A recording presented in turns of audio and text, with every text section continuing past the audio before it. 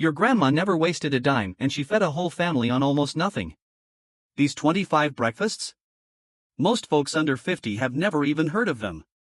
And honestly, they might be the smartest thing you could be eating right now. Because while everyone else is complaining about grocery prices, your grandparents already figured this out 70 years ago. Number 1. Cornmeal mush. This was on every single table in the South and the Midwest, and most people today have completely forgotten it exists. Here is how it worked. You'd take plain cornmeal, stir it into boiling salted water, and cook it low and slow until it thickened up into something almost like porridge. Then you'd pour it into a loaf pan and let it set overnight. In the morning you'd slice it like bread, lay those slices in a hot cast iron skillet with a little lard, and fry them until they were golden and crispy on the outside and still soft and creamy on the inside. That's it. Cornmeal in water and salt and a little lard. Cost a few pennies. Fed a family of 6. And people didn't eat it because they had no choice, they ate it because it was genuinely delicious. The crispy edges, the soft center, a little butter melted on top if you had it. This was breakfast. Real breakfast. The kind that stayed with you until supper time. Number 2. Milk toast. Don't laugh. I mean it, do not laugh at milk toast, because this was one of the most beloved comfort foods in rural America for decades, and the people who grew up eating it will tell you straight to your face that nothing has ever replaced it. Here is what it is. You take plain white bread, toast it until it's just barely golden, lay it in a bowl, and pour warm whole milk over it. Add a pat of butter, a little salt, maybe a pinch of sugar if the kids were eating it. That's the whole thing. And it sounds like nothing until you understand the context. This was what a mother made when a child was sick and couldn't keep food down. This was what a wife made for a husband who came home exhausted from 12 hours in the field. Soft, warm, easy to eat, easy to digest, and it cost almost nothing. There was a whole generation of Americans who associate the smell of warm milk and butter with being taken care of. That's not a poor man's meal. That's love on a plate. Number 3. Fried cornbread and sorghum. Most people today have never even tasted sorghum syrup, and that is a genuine tragedy. This is not maple syrup. This is not pancake syrup from a bottle. Sorghum is a thick, dark, complex molasses-like syrup made from sorghum cane that rural families across the South and Appalachia grew right on their own land. It has a slight bitterness to it, a depth of flavor that maple syrup simply does not have, and when you pour it over hot fried cornbread straight out of a cast iron skillet, the combination is something you will think about for the rest of your life. The cornbread would fry up in a little lard or bacon grease, get crispy on the outside, stay tender inside, and that sorghum would soak right into every crack and crevice. Families would make a big batch of cornbread the night before specifically so they'd have enough left over to fry in the morning. Nothing wasted.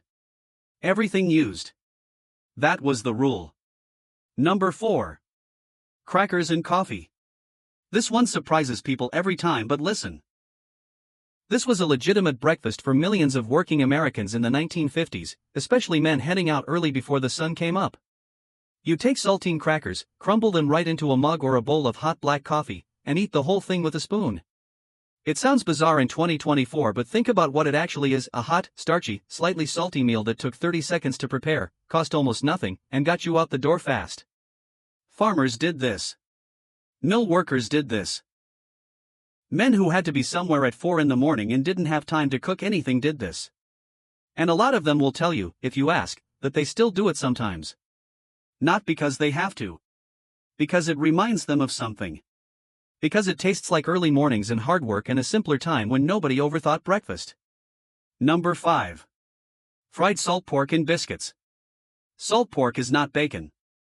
Let's be clear about that right now. Bacon is a luxury compared to salt pork.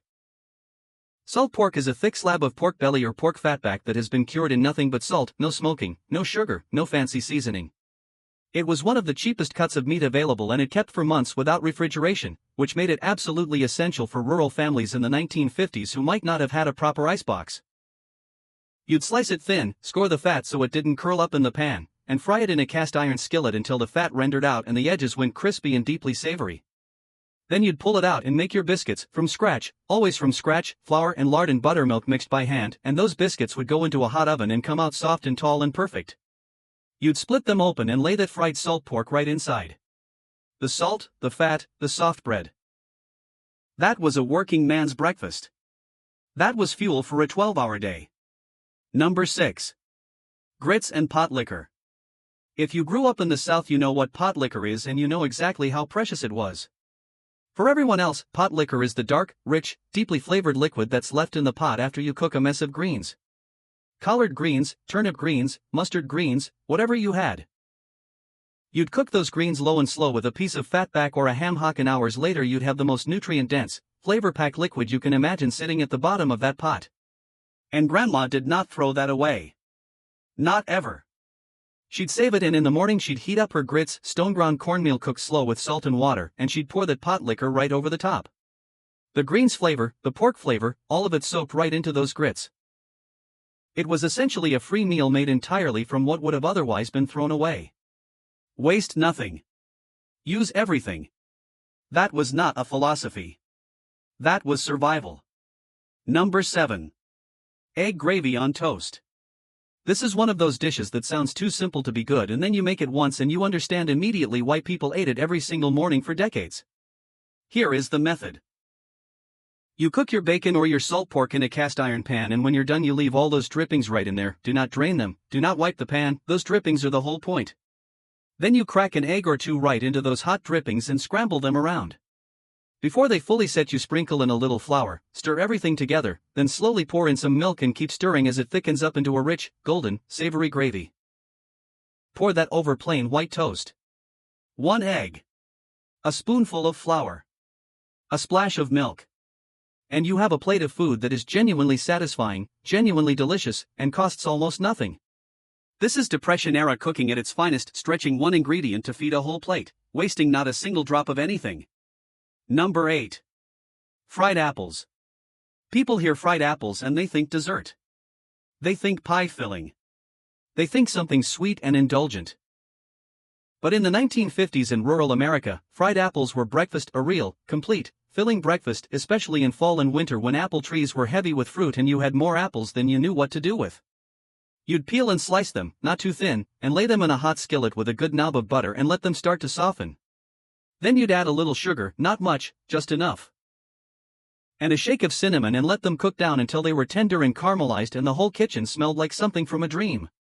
Served alongside a biscuit or a piece of cornbread, this was an absolutely complete morning meal. Sweet, warm, filling, and made entirely from something you grew yourself or bought for almost nothing at the end of harvest season when farmers were practically giving apples away. Number 9. Hoe cakes. The name tells you everything you need to know about where this food came from. Field workers, enslaved people, sharecroppers, tenant farmers would mix cornmeal with water and salt into a thick batter, slap it onto the flat blade of a garden hoe, and hold it over an open fire to cook. That is a hoe cake. That is where the name comes from. By the 1950s most families were cooking them on a proper griddle or cast iron skillet, but the recipe hadn't changed much. Cornmeal, water, salt, maybe a little bacon grease worked into the batter if you had it. They'd come out flat and slightly crispy on the outside with a dense, filling, slightly gritty interior that was deeply satisfying in a way that fancy pancakes never quite are. No eggs. No milk. No baking powder. Just cornmeal and water and heat. This is one of the oldest foods in American history and almost nobody makes it anymore, and that is a shame. Number 10. Bean soup for breakfast. In most of the country today, beans are a dinner food. Maybe a lunch food. But breakfast? That sounds wrong to modern ears. It did not sound wrong to a rural family in Kentucky or Tennessee or Alabama in 1955. Beans, pinto beans, navy beans, October beans, were cooked in big pots, usually with a ham hock or a piece of fatback for flavor, and they'd simmer for hours until the broth was thick and the beans were creamy and falling apart.